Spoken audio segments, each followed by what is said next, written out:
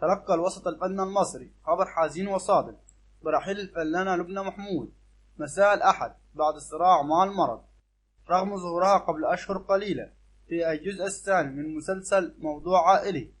وأعلنت نقابة المهن التمثيلية عن خبر الوفاة، وعلى أن يتم تشييع الجثمان بعد ظهر اليوم الاثنين في مسجد السيدة نفيسة وسط العاصمة المصرية القاهرة، وتدفن بعدها في مقابر العائلة.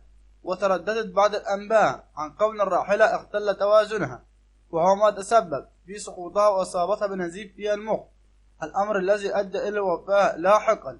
ولكن نقيب الممثلين أشرف زكي نفى في تصريح خاص هذا الأمر، مؤكد أن الراحلة لديها تاريخ مرضي طويل وكانت تتعالج لسنوات، مشيرا إلى كونه لا يعلم السبب في ترديد مثل هذا الأمور بشأنها، خاصة أنها خرجت منذ أشهر وتحدثت عن رحلة العلاج التي خاضتها والمصاعب التي كانت تعاني منها.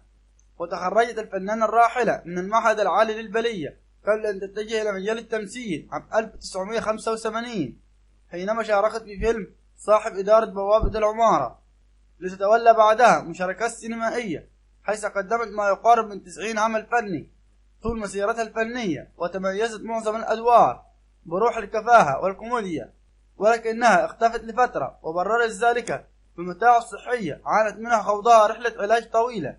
وظلت بعدها في المنزل حيث كانت ابنتها ترفض مغادرتها للمنزل، ولكنها عادت للمشاركة وظهرت من خلال مسلسل موضوع عائلي. وفي الأخير شكرا لكم والسلام عليكم ورحمة الله وبركاته.